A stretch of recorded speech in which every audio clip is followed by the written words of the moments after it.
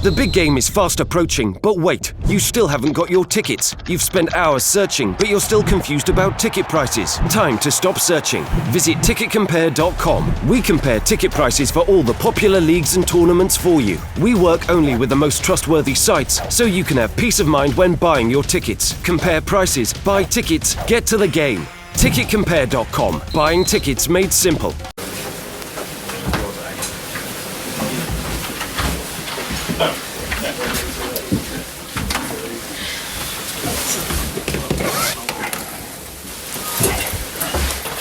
Here we go. Okay, the manager's here to take your questions on the game. Yeah. If you'd like to start. Jose, a tricky assignment at Huddersfield. How pleased are you with how you got through it? I'm happy that we are in the quarter-final. I'm happy that we won a match, especially after a defeat. It was the kind of game that a draw wouldn't be a drama. To take the match to Old Trafford wouldn't be a drama for us. But the game was difficult. I think they had a different approach than they had in the Premier League, obviously, because David knows that he doesn't need a point to stay in the Premier League. He knows that he can have a go, and they had that. So I think for the majority of the time in the first half, they were offensive, they were dangerous, they pushed us to a good defensive work. I think Victor and Chris, they were really good in a difficult match for them. Then in the second half we were in control. We scored the goal when we were already in control, and then we were in control for the rest of the second half, which was good. It could have been easier, but for VAR. Yeah. Your first experience of it as Manchester United? First experience on the bench, but in Portugal we have VAR. The Portuguese league is the league that I follow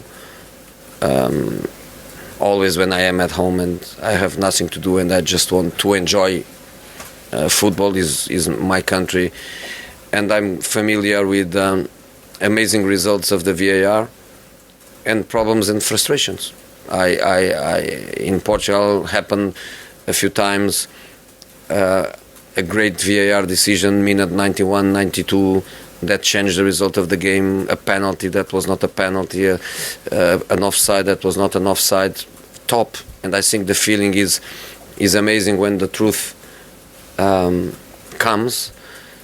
But also problems, and one of the problems is exactly what happened today, which goes a little bit against the words of the protocol. Have you seen it? Seen it back? Yeah.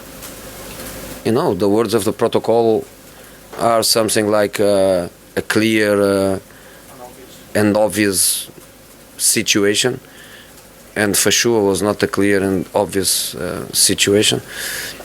But we know that is experimental, and we have to accept. We have to accept. But I'm speaking after a 2-0 victory. Jose, would you, if obviously if it hadn't won 2-0, it had been 1-0 or something, you might have taken a different view, or it's harder to take, isn't it?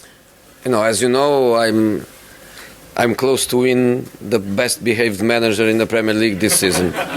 You know, so nothing can make me lose that trophy this season.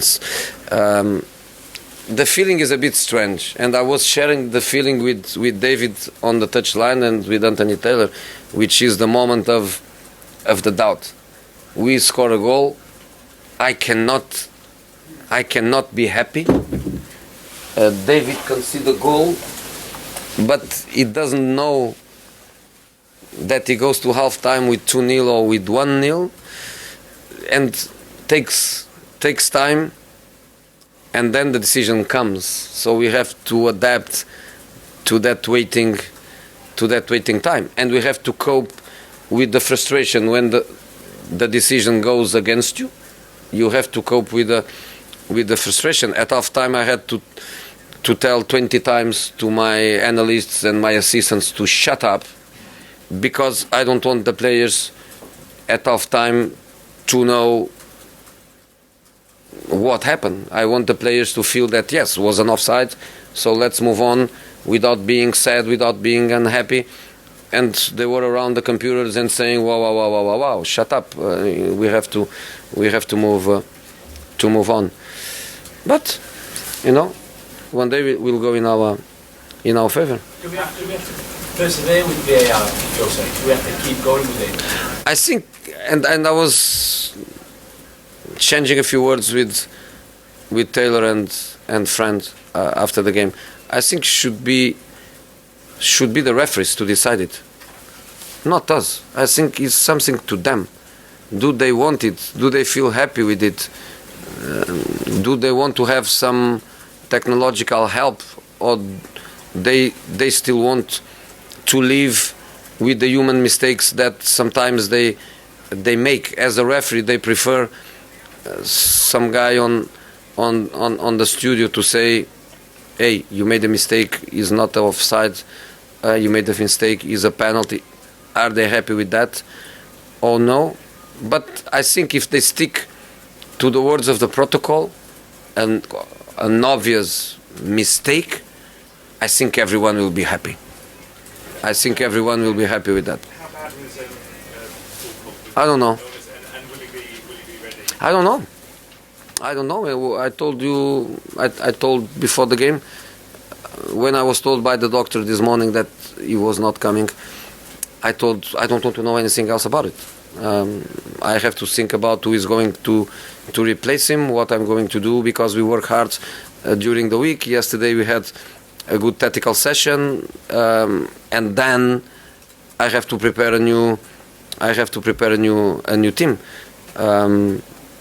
Just as curiosity, was Michael Carrick the one that replaced Paul? Paul was going to play on the left side as a number 8 in a 4-3-3, and Matic was going to play as a number 6, and Scott McTominay number 8 on a 4-3-3 on the right side. But then when the doctor told me that Paul was not feeling good to play, we move Matic to the left, which is not his favorite position, and Michael to the positional 6. Now it's time to think about Paul. Now it's time to know what happened, why he didn't feel good enough to play. Can he play, or can he be available to help us on Wednesday? So now it's time to eat something in the bus and to wait for informations.